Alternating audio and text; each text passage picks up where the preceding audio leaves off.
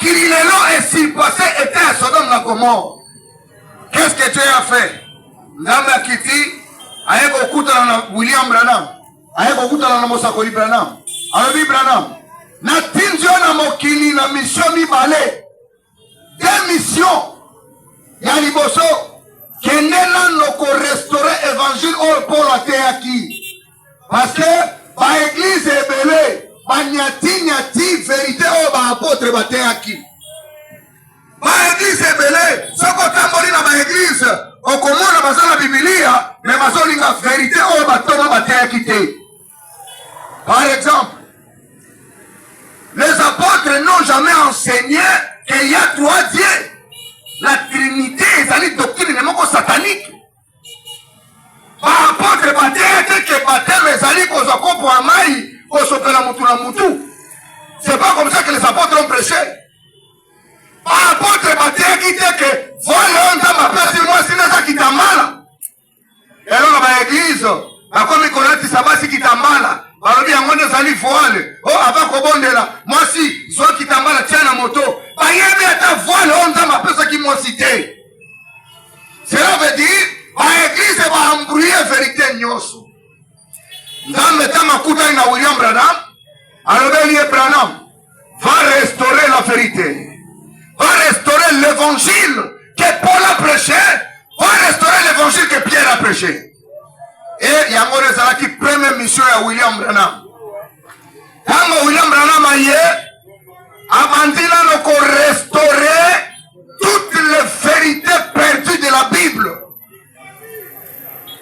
Tango abandi ko restaurer toutes les vérités perdues de la Bible, atali Paul alobaki mwasi ate Branham a restauré yango lobiki une femme ne peut pas prêcher la parole. Ayoki que divinité suprême c'est le Seigneur Jésus-Christ. Branham a restauré divinité suprême, c'est le Seigneur Jésus-Christ. Ayoki, le vrai baptême, c'est dans le nom du Seigneur Jésus-Christ. Branham a restauré encore le vrai baptême dans le nom du Seigneur Jésus-Christ. Tout ce que les apôtres ont prêché, nyoso batoma bateyaki, motoyaki ko restaurer yango ezalaki William Branham, parce que yango ezalaki première mission na ye. Première mission na ye pour ko restaurer toutes les vérités perdues de la Bible. Maintenant, deuxième mission na ye, ezali koya kolakisa bato, volonté ya Nzambe na tango ya lelo. Parce que la Bible, ezali lokola quatre mains. Oh, ekangi ba message ebele. Le message de l'Éden ezali na kati ya Bible. Le message de Noé ezali na kati ya Bible. Le message de Moïse ezali na kati ya Bible. Le message de Samuel et Jérémie, tous les prophètes, ba message na bango ezali na kati ya Bible. Le message des apôtres ezali na kati ya Bible. Maintenant, na kati ya message nyonso wana, message nini nezo kosalela? Ne Branham ateyaki reconnaître votre jour et son message. Lelo tokosalela message à Noé te. Message à Noé c'est le qui? Etika lokola ombre, etika lokola exemple, mais tokosalela ngo lelo te. Soko moni mutu moko aye na plus mapaswaka mabaya, somi mabaya ebele. Ate tongi masuwa munene alobi Nzambe alingia kwa mokili na mai kwa boko de la kati ya masuwa parce que la tangi na Biblia ete Nzambe alingia kwa mokili na mai. Non, cet homme n'a pas compris parce que on est salaki évangile à kala évangile à tango à Noé lelo ekozonga lisusu te lokola na tango ya Abraham évangile à Abraham atambola kinango kobala leki no ya mwasi salaki péché te. Parce que Abraham abalaki leki na ya mwasi. Sarah azalaki petite sœur na ye, mwana ya papa na ye, propre. Mais soko tangi na Biblia olobi ke na tangi na Biblia Abraham abalaki leki na ya mwasi. Na ipara ke na baba leki na ya mwasi lelo ekotambola te. Ça ne va pas marcher. Ne Branham ayaki ko révéler tout le mystère caché de Dieu. Ayaki ko la volonté de Dieu pour aujourd'hui.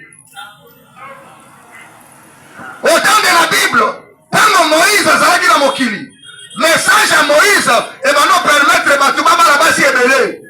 La polygamie n'était pas un péché dans l'évangile de Moïse. Au temps de Moïse, si tu as l'argent, tu peux avoir même 5 femmes. Ce n'était pas un péché. Mais les lots, soki olingi okotela kati ya polygamie ozali un péché, ozali abomination liboso ya miso na Nzambe. Parce que tous les polygames de la connaissance de la vérité baza abomination liboso na miso na Nzambe. C'est pourquoi le message de Noé n'a pas la place aujourd'hui, ça ne marchera pas aujourd'hui. Le message de Moïse ne marchera pas aujourd'hui.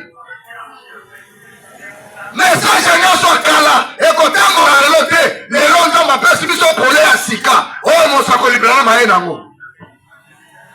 Nde omoni bien aimé, na motuna na otunaki ngai nalingi nayeba évangile nini oyo Branham ayaki nango. Branham na kati ya évangile ayaki nango ya liboso aye korestore nano vérité baapotre bateyaki wana ezali selon Malachi 4. Aye korestore toutes les vérités perdues de la Bible. Tango arestore yango nde Nzambe alobeli Branham lakisa mena bana na ngai volonté na ngai ya lelo kolakisa bango volonté na ngai ya kala te, lakisa bango volonté na ngai ya lelo. Nde omoni mutu neti ngai natalaka match te, ça n'a pas d'importance pour moi parce que la volonté de Dieu aujourd'hui interdit aux enfants de Dieu d'aller se réjouir dans babiloko mokili ezangi ntina. Mutu neti ngai namelaka makaya te, ndeko moko atuni ngai abi Pasteur Eric yo olobi komela makaya ezali péché, lakisanga na Bibilia place bakomi komela makaya ezali péché. Nga nalobeli ye nazomela makaya te po Bibilia ekomi te, nazomela makaya te parce que mon prophète m'a dit que fumer la cigarette c'est un péché. C'est pourquoi après avoir Branham restauré vérité oya batoma maintenant Nzambe alobeli ye kende kolakisa bato maintenant volonté na ngai ya lelo. Nde omoni biso na message ya Branham totambolaka na mapapu mibale. Malachi 4 ezali restauration évangile apostolique. Apocalypse 17 c'est la volonté parfaite de Dieu pour aujourd'hui. Et totambolaka bongo toza ba aigle oyo toza na mapapu mibale. Ce que les apôtres ont prêché pour nous c'est la vérité, et ce que Branham nous a donné pour nous c'est la vérité. Non mon frère, ce que mon église et bandi ko détruire évangile ya apôtre bima na église wana. Église ezotika mwasi ateya bima na église wana. Église oyo ezobatisa batu contrairement na bateme oyo batoma babatisaki bima na église wana. Yo somona bateme ezala basopi moto na se balobi mpona kozala baptise yaka konyateleka makala moto wana nde komibaptise. Est-ce que ça normal? Bateme nini ezala na kadena koke basomisi bino bakadena ya sika bosomi bakadena na magasin na makle bali atokene na mai kokende kobaptise bozwino bakadena bokoki na mai nde balobi bokomibaptise. Bateme ezala na kadena ezali parce que bato baza séduit, bato baza envoûté nde baboyi koyoka vérité. Paul abatisaki bato na kadena te, Paul anyatisaki bato makala moto te, Paul abatisaki bato na kombo na kolo na biso Yesu Kristo. Bongo nde Paul abatisaki. Petro abatisaki bato na kombo na kolo na biso Yesu Kristo. Et quand Branham est venu, Branham a restauré le baptême que les apôtres ont prêché. Et c'est comme ça. C'est pourquoi l'évangile que Branham nous a apporté, première phase évangile wana, c'est la restauration de ce que les apôtres ont prêché. Yami bare ne koyeba volonté ya Nzambe lelo. Parce que encore na Nzambe te soko yebi volonté na ete. Yesu alobaki notre Père qui est aux cieux, que ton nom soit sanctifié, que ton règne vienne, que ta volonté soit faite. Et la volonté de Dieu ezolinga yo ozala polygame te. Polygamie ezalaki volonté ya Nzambe na ntango ya Moïse, mais lelo Nzambe azali sur la kati ya polygamie te. Kobala leki lo ya mwasi lelo eza sur volonté ya Nzambe te. mais ezalaki volonté ya nzambe na ntango ya Abraham. Ntango nzambe aza kochange dispensation, nzambe aza kochange mpe parole na ye. Soki dispensation échangé, soki temps échangé, soki âge échangé, nzambe mpe achangeaka parole na ye. Nde omoni lelo baeglise ebele baza koambrouye bana na nzambe. Nzambe abengi baeglise wana ce sont des portes de séjour de mort. Eza baporte ya séjour de mort. Nde omoni bien aimé, yo moto otunaki nga motuna olobeli nga olingi oyeba évangile Branham ayaki nango. Na kati ya évangile ya Branham ezali na phase mibale. Ya liboso c'est la restauration de l'évangile des apôtres. Ce que les apôtres ont prêché, moto ayaki korestaurer évangile ya baapôtre ezalaki William Branham. Ya mibale Branham aye kolakisa biso volonté ya nzambe lelo, la volonté de Dieu aujourd'hui. C'est pourquoi lelo toyebi ete nzambe asalaka na baeglise ete Dieu travaille avec ses prophètes. Nzambe asalaka na babituluku oyo tozali komona oyo te, mais nzambe asalaka na basakoli na ye. Je crois wana ezali première réponse na ngai ya question ya liboso mpona koyeba l'évangile de William Branham. Soko okoti na église moko oyo balobi ke Branham azali prophète, bango bandimi Branham eke bazoboya évangile ya baapôtre bima na église wana eza église ya Branham te. Église ya Branham ebandaka nano na évangile ya baapôtre, yango ezali première phase, la restauration de l'évangile des apôtres. Et puis ya mibale nde ezalaka koyeba volonté ya nzambe lelo. C'est ça l'évangile de William Branham. Ce qui n'a continué à détail, ça va me prendre beaucoup de temps.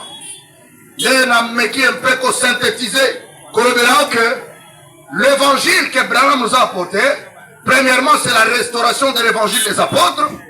Yambarami Balé, ils allaient connaître la volonté de Dieu pour aujourd'hui. Parce que Bato va reconnaître l'enlèvement, ils allaient Bato va être volonté en Zambe Lelo. Si tu ne connais pas la volonté de Dieu aujourd'hui, tu ne connais pas l'enlèvement. On dirait que la théâtre. Non, je vous dis la vérité, frère. Un jour, j'étais en train de prêcher la parole. Et c'est là qu'il a prédicateur, moi, on s'en laissé comme on est à qui, on s'en confie. Alors, ben, il m'a posté Eric. Pendant une année, on dit Branham comme ça. Alors, ben, Branham, c'est lui la bouche de Jésus-Christ. Si je vais manger aujourd'hui, si je vais parler, je vais utiliser ma bouche. Membre le plus utilisé, c'est la bouche. Monoko. Parce que si tu ne manges pas, mise au commun en terre. Si tu ne manges pas, on va se koya musala te. Monoko est très important. Nakati anzoto ya mutu. Donc celui qui ne mange pas, a fait la force terre. Et dans le corps de Jésus-Christ du temps de la fin, la bouche du Seigneur Jésus-Christ, c'est notre prophète William Branham. Quand tout ça n'est pas écouté parce qu'il n'a pas de mingi. Non. Ce qui est soit ça de la gaieté. Mais la vérité, nous bien monter. Dieu l'a utilisé. Il y a l'autre volonté en Zambelelo. Amen. Merci beaucoup. Deuxième question. Pasteur Eric, pourquoi suivre William Branham pour aller au ciel? Et pourtant, c'est Jésus qui est le chemin. Alors, Ndeko Eric,